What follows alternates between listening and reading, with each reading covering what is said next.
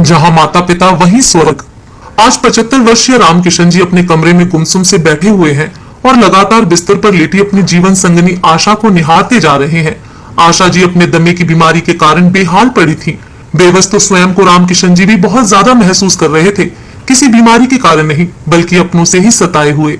अपनी डायबिटीज की बीमारी से तो उनकी जंग जारी थी, परंतु अपनों का सामना कैसे करें यह उन्हें समझ नहीं आ रहा था। सोचने लगे कि इस उम्र में जब उन्हें अपने बच्चों की देखभाल की जरूरत है, वहां उन्हें अपनी बीमार पत्नी की देखभाल स्वयं ही करनी पड़ रही है। ऐसा नहीं है कि उम्र के इस पड़ाव पर उनका कोई अपना नहीं है। उनका एक ही बेटा विकास है, जो शादी के 15 साल के बाद उनकी गोद में आया था, और जब तक विकास बड़ा हुआ तब तक वह दोनों काफी बूढ़े हो चुके थे। आशा जी और रामकिशन जी अपने बेटे को सदा पलकों पर बिठा कर रखते थे। उसके मुंह खोलने की देर होती थी कि वह उसकी फरमाइश पूरी कर देते थे। विकास पढ़ाई में शुरू से ही होशियार था। आशा जी ने अपने बेटे की पढ़ाई में दिन रात एक कर दी। विकास के सपने बहुत बड़े थे। रामकिशन जी ने अपने बेटे के बड़े होने पर भी उसकी शिक्षा में कोई कमी नहीं छोड़ी। वह अपनी उच्च शिक्षा के लिए विदेश जाना चाहता था। उसकी इस फरमाइश को पूरा करने के लिए उन्होंने अपने गांव की जमीन, यहाँ तक कि अपना मकान तक भी बेच दिया और किराए के घर में आ गए। कुल मिलाकर अपने बेटे की परवरिश में ही उन्होंने सब कुछ गवा दिया। रामकिशन जी सोच रहे थे कि उनका मित्र उन्हें आगाह करता था, रामकिशन कुछ अपने लिए भी बचा कर रख, सब कुछ लुटा रहा है तो बुढ़ापे में क्या करेगा, तो बुढ़ापे में क्या रहेगा तेरे पास। लेकिन उन्होंने कभी अपने मित्र की चेतावनी को तवज्जो नहीं दी। वे हमेशा कहते, मेरा बेटा ही मेरी असली पूंजी है, मेरा अभिमान है, जो मुझे कभी झुकने नहीं देगा। ये कहते हुए उनका सीना गर्व से चौड़ा हो जाता। इस बात पर मित्र ने सुझाव देते हुए कहा था कि अगर बेटे को विदेश में पढ़ना ही है तो उसकी पढ़ाई के लिए बैंक से कर्ज ले लो। तूने तो घर भी बेच दिया है, और अब जब आगे बुढ़ापे का समय नजदीक आ रहा है, तू तो पूरी तरह से अपने बेटे विकास पर ही निर्भर हो जाएगा। लेकिन रामकिशन जी ने कहा, हम अपने बेटे की पढ़ाई के लिए बैंक से कोई कर्ज नहीं लेंगे। बच्चों को पढ़ाना तो हर माता पिता का फर्ज होता है। अगर बच्चे खुद कर्ज चुकाएंगे तो उन्हें लगेगा कि उनके माता पिता ने उनकी पढ़ाई के लिए कुछ नहीं किया। रामकिशन जी को उस वक्त पूरा भरोसा था कि उनका पुत्र हर हाल में उनकी देखभाल करेगा। उनका बेटा बाकी बच्चों की तरह बिल्कुल भी नहीं है। वह हमेशा कहते, मुझे मेरे बेटे पर पूरा भरोसा है। विदेश से पढ़ाई पूरी करने के बाद विकास अपने देश वापस लौटा। वह भारतीय लड़की से ही शादी करना चाहता था। आशा जी और रामकिशन जी ने उसकी शादी उसकी पसंद की लड़की अनामिका से करवा दी। विकास ने अपना परिवार बसा लिया। आज वह एक मल्टीनेशनल कंपनी में उच्च पद पर आसीन है। अपनी कमाई से उसने एक अच्छा मकान भी खरीद लिया और वही अपने माँ बाबूजी और पत्नी के साथ रहता है। लेकिन वह फिर से विदेश जाना चाहता है और वहीं रहकर अपनी बाकी की जिंदगी बिताना चाहता है। अतीत में खोए रामकिशन जी अचानक अपने बेटे बहू की बातचीत की आवाज से वर्तमान में आ जाते हैं।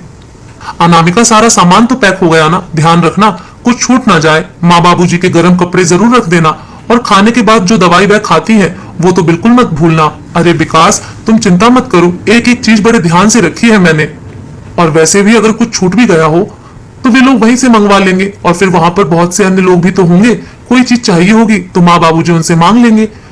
तुम बिना सिर पैर की चिंता कर रहे हो, उन्हें कोई तकलीफ नहीं होने वाली। अनामिका विकास को चिंतित होते देखकर बोली, ठीक है, हम कल सुबह ही इन्हें छोड़ आएंगे, और वैसे भी 10 दिन बाद की तो हमारी फ्लाइट है। उससे पहले हमें घर का फर्नीचर और बाकी का सारा सामान बेचना भी तो है। इस काम को करने के लिए भी तो समय चाहिए। रामकिशन जी अपने कमरे में बैठे बैठे बहू की सारी बातें दिल पर पत्थर रखकर सुनते जा रहे थे। यह बातें सुन सुनकर उनका दिल बैठा जा रहा था। हालांकि अनामिका एक सुगढ़ गृहिणी थी और घर को बहुत अच्छे से संभाल रखा था, लेकिन उसकी नजरों में हर पल उसके बूढ़े सास ससुर खटकते रहते थे। उनके कारण वो हमेशा परेशान रहती थी और कहती, अभी कुछ ही समय तो हुआ है हमारी शादी को, अभी से मुझ पर पूरे घर का बोझ लाद दिया है तुम लोगों ने। दिन रात सास ससुर की सेवा करनी पड़ती है। तुमसे शादी करके तो मेरी तो जिंदगी खराब हो गई। विकास ने उसे समझाने की कोशिश की तो उस पर ही गुस्सा निकाल देती। आपको क्या पता, आप तो दिन भर घर पर नहीं रहते हो ना। थोड़ी थोड़ी देर बाद आपके बाबूजी को चाय चाहिए और आपकी अम्मा को खासतौर पर बना हुआ हल्का फुल्का भोजन। कभी इंसुलिन का इंजेक्शन लगाओ, कभी दवाइयों का ध्यान रखो। मैं तो तंग आ गई हूँ इस जिंदगी से। मेरी अपनी भी कोई जिंदगी है या नहीं? मुझे तो ऐसा लगता है कि मैं तुम्हारी पत्नी बनकर नहीं, तुम्हारी माँ बाबूजी की आया बनकर आई हूँ। इस रोज रोज की बहस से विकास भी परेशान हो चुका था। एक दिन जब अनामिका के मायके में शादी थी और उसे अपने पति विकास के साथ वहां जाना था, अनामिका ने बड़े उत्साह से अपनी ड्रेस खरीदी और शादी में जाने की तैयारी की। लेकिन शादी वाले दिन जैसे ही तैयार होने के लिए ब्यूटी पार्लर जाने लगी तो विकास ने उसे यह कहकर रोक दिया कि पहले बाबूजी और अम्मा के लिए खाना बना दो और उनकी दवाइयां निकाल कर रख दो, फिर चले जाना। लेकिन इतना सारा काम करने के बाद यदि मैं ब्यूटी पार्लर जाऊंगी तो तैयार होकर शादी में किस समय पहुंचेंगे?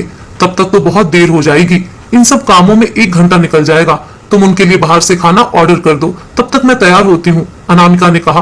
तो विकास बोला, अनामिका, मेरे माँ बाबूजी इस उम्र में बाहर का खाना नहीं खा सकते, तुम्हें पता है, फिर उनकी तबीयत खराब हो जाएगी। हम लोग शादी में थोड़ा देर से चले जाएंगे, कोई फर्क नहीं पड़ता, विकास ने कहा।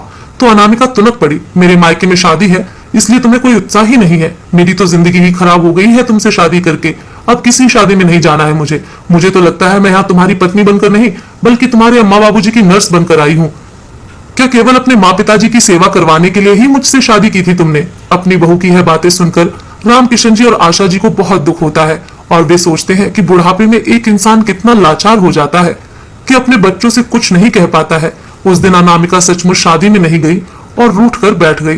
पूरे घर में सन्नाटा पसरा हुआ था। अनामिका ने खाना भी नहीं बनाया। विकास उसे मनाने लगा लेकिन वह मानने को तैयार ही नहीं थी। तुम अपने माँ बाबूजी को किसी वृद्धाश्रम में क्यों नहीं छोड़ देते हो? वह गुस्से में बोली। तो विकास भड़क गया, यह तुम क्या कह रही हो? मैं ही तो उनका एकमात्र सहारा हूँ। वे लोग बूढ़े हैं, बीमार हैं, लाचार हैं, तुम मुझे उन्हें छोड़ने को कह रही हो? भला कोई बेटा कभी ऐसा भी करता है? यह समाज, पड़ोसी और रिश्तेदार क्या कहेंगे सब लोग? तुम्हें रिश्तेदारों की पड़ी है, इस समाज के लोगों और पड़ोसियों की सोच की बखूबी चिंता है तुम्हें। लेकिन जिससे शादी करके लाए हो कभी उसके बारे में सोचा है?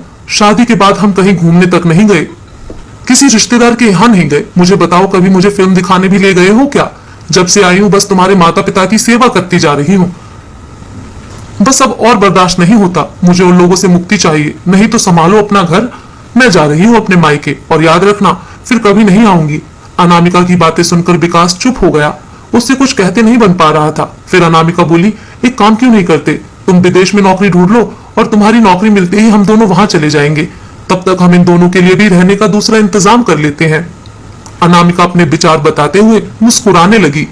अगले दिन हमेशा की तरह विकास अपने ऑफिस चला गया और जब मेल पर आया मैसेज चेक किया तो उसकी आंखों में चमक आ गई और खुशी से झूम उठा। अनामिका, मेरी विदेश में बहुत अच्छी नौकरी लग गई है, कंपनी वाले बहुत बड़ा पैकेज दे रहे हैं, अब हमारे सारे सपने पूरे हो जाएंगे। फोन पर बात करते हुए विकास ने अनामिका को खुशखबरी दी तो उसका चेहरा खिल उठा। वो ये सोचकर खुश थी कि अब उसे अपने सास ससुर की सेवा करने से मुक्ति मिल जाएगी। अब वो अपना जीवन स्वतंत्रता के साथ जिएगी और जो चाहे करेगी। शाम के समय विकास अपनी नौकरी लगने की खुशी में मिठाई का डिब्बा लेकर आया। जैसे ही अपने माँ बाबूजी के कमरे में गया तो देखा कि पिताजी कमरे में नहीं थे, शायद बाथरूम गए थे और उसकी माँ जोर जोर से खांस रही थी और धीरे से उठकर अपने पास रखे बोतल से गिलास में पानी डालने लगी। थोड़ा पानी उनके गले में गया और बाकी का पानी उनके कपड़ों को भिगो गया। विकास जानता था कि उसकी माँ की उम्र अधिक होने के कारण उसके हाथ पानी पीते वक्त कांप जाते हैं। यह देखकर विकास बोला, माँ, इतनी खांसी आ रही थी तो अनामिका से गर्म पानी मांग लिया होता। आशा जी मन ही मन में सोचने लगी कि पहले ही उसका पारा हम लोगों पर चढ़ा रहता है, अब अगर गर्म पानी भी मांग लेती तो वह तो गुस्से में आग बबूला ही हो जाती। लेकिन बेटा बहू में झगड़ा ना हो, यह सोचकर आशा जी चुप रह गईं। फिर पंखे की तरफ देखते हुए बोली, बेटा, कल रात को हम बिल्कुल नहीं सो पाए, यह पंखा बहुत आवाज कर रहा है, ना जाने क्या हुआ है। कल तेरे ऑफिस की छुट्टी है ना, कल ही तू पंखे को ठीक करवा देना ताकि हम लोग रात को चैन से सो पाए। और बेटा, मेरी और तेरे बाबूजी की दवाइयां भी खत्म हो गई हैं, वह भी ला देना। अपनी माँ की हालत को देखकर विकास परेशान सा हो गया। उसे समझ नहीं आ रहा था कि जो विदेश में नौकरी की खुशखबरी लेकर वो आया था वो अपनी माँ को कैसे बताए। उसके मुंह से शब्द नहीं निकल पा रहे थे। इतने में अनामिका कमरे में आई और बोली, माँ जी, जो दवाइयां मंगवानी है 1 महीने की घट्टी मंगवा लीजिए और अब ये पंखा ठीक करवाने की कोई जरूरत नहीं पड़ेगी। बहू की बात सुनकर आशा जी हैरान रह गईं और प्रश्न भरी नजरों से उसकी ओर देखने लगी। तो बहू बोली, अरे माँ जी, इन्होंने आपको बताया नहीं क्या? इनकी विदेश में बहुत अच्छी नौकरी लग गई है। बहू की आवाज सुनकर आशा जी स्तब्ध रह गईं। उधर रामकिशन जी भी कमरे के दरवाजे पर खड़े हुए जड़बत रह गए। उनकी आंखों में खुशी के आंसू भी आ गए और गम के भी। अपने बेटे की प्रगति को देखकर वे दोनों खुश थे, लेकिन उनसे दूर होने का गम भी उन्हें सताने लगा। फिर अपने बेटे को ढेरों आशीर्वाद देने लगे, लेकिन फिर दूसरे ही पल रामकिशन जी बोले, लेकिन बेटा, विदेश तो तुम दोनों जा रहे हो ना, हम तो इसी घर में रहने वाले हैं। तो बहू ने ऐसा क्यों कहा कि अब पंखा ठीक करवाने की जरूरत नहीं है? उनकी बात सुनकर आशा जी बोली, अरे आप भी कमाल करते हैं, जब बेटा बहू दोनों विदेश जा रहे हैं तो हम बूढ़े लोगों को क्या यहीं छोड़कर जाएंगे? हमारा बेटा हमारा इकलौता सहारा है, हमें भी तो साथ ही लेकर जाएगा ना। यह बात भी आपको खोलकर समझानी पड़ेगी क्या? इतना सुनते ही विकास के चेहरे के भाव कहीं गायब हो गए। उसके माथे से पसीना छूटने लगा और सामने खड़ी अनामिका उसे आंखों ही आंखों में इशारा करने लगी कि उन्हें वृद्धाश्रम भेजने के बारे में बताए, लेकिन विकास को अपनी बात कहने के लिए शब्द नहीं मिल पा रहे थे। उधर रामकिशन जी अपने बेटे बहू की चुप्पी देखकर तुरंत समझ गए कि उन दोनों के दिमाग में क्या चल रहा है। मैं बाबूजी, मैं ये कह रहा था कि अगर आप दोनों अभी विकास झिझकते हुए अपनी बात कह ही रहा था कि उसकी बात काटते हुए अनामिका बोली, अरे तो इसमें घबराने वाली क्या बात है? साफ साफ बता दीजिए कि इन दोनों को अब वृद्धाश्रम में रहना होगा। यह बात सुनकर आशा जी और रामकिशन जी को एक झटका सा लगा। आशा जी को ऐसा महसूस हुआ कि वह केवल एक बेजान शरीर है, उनके अंदर से आत्मा किसी ने निकाल ली हो। उनका मन तो कर रहा था कि वह चीख चीख कर रोए, लेकिन वो ऐसा करके अपने बेटा बहू के रंग में भंग नहीं डालना चाहती थी। अपनी पत्नी की व्यथा को समझते हुए रामकिशन जी ने उनके कंधे पर हाथ रखकर उन्हें धीरज बंधाया। फिर अपने आंसू छिपाते हुए रुंधे स्वर से अपने बेटे को बोले, अगर विदेश केवल तुम दोनों ही जा रहे हो तो हमें वृद्धाश्रम भेजने की क्या जरूरत है? हम इसी घर में जैसे तैसे रह लेंगे। मैं अभी इतना सक्षम हूँ कि तुम्हारी माँ का ध्यान रख सकूं, लेकिन बाबूजी, वहां जाने के लिए हमें यह मकान बेचना होगा। विदेश में छोटे से मकान का किराया भी बहुत ज्यादा होता है, इसलिए इस मकान को बेचकर जो पैसा मिलेगा उस पैसे से हम विदेश में जाकर अपना मकान खरीद लेंगे। लेकिन आप लोग चिंता मत कीजिए, आप लोगों की जिम्मेदारी हमारी है, तो हमने आप लोगों को बहुत अच्छे वृद्धाश्रम में इंतजाम कर दिया है। वहां आपको किसी भी चीज की कोई कमी नहीं होगी। इतना कहकर बेटा बहू उनके कमरे से चले गए। अपने बेटे बहू की बातें आशा जी और रामकिशन जी को अंदर तक झकझोर गईं। रामकिशन जी कहने लगे, अपने माता पिता को वृद्धाश्रम में छोड़कर कितनी अच्छी तरह से जिम्मेदारी निभा रहा है हमारा बेटा। हमारे जीते जी हमसे हमारा ठिकाना ही छीन लिया। विश्वास नहीं हो रहा कि जिस बेटे के लिए हमने सारी जमा पूंजी खर्च कर दी, आज वही बेटा ही हमें बेघर कर रहा है। इस पर आशा जी रोते हुए बोली, ऐसे बेटे से तो हमारी गोद सूनी ही रहती तो ज्यादा अच्छा था। एक बार, कम से कम एक बार तो कह दिया होता कि माँ बाबूजी आप भी चलो हमारे साथ, बुढ़ापे में आप हमारे साथ ही रहेंगे। लेकिन उसे तो अपना भविष्य बनाना है, फिर चाहे उसके लिए उसे अपने माँ बाप की कुर्बानी ही क्यों ना देनी पड़े। अपने बेटे बहू की बातें सुनकर रामकिशन जी और आशा जी को एहसास हो चुका था कि इस उम्र में भी उनकी बूढ़ी आंखों को बहुत कुछ देखना अभी बाकी है। विकास और अनामिका को विदेश जाने में केवल 10 दिन बाकी थे और अनामिका ने जाने के लिए पैकिंग शुरू कर दी। घर का सामान निकालते हुए अनामिका बोली, माँ जी, यह आपने घर में कितना कबाड़ इकट्ठा करके रखा हुआ है, इतना सामान बेचने में तो बहुत समय लगेगा। यह सुनकर आशा जी बोली, बहू, यह कबाड़ नहीं है, यह मेरी इतने सालों की गृहस्थी का सामान है। एक एक चीज को मैंने बड़े चाव से खरीदा था और संजो कर रखा था, जिसके साथ मेरी यादें जुड़ चुकी हैं। लेकिन आज यह सामान तुम्हारे लिए कबाड़ हो गया है। माँ जी, आप कुछ भी कहिए, लेकिन यह सामान तो मुझे बेचना ही होगा। ऐसा कहकर अनामिका पुरानी रखी सभी चीजों को एक कोने में पटकने लगी।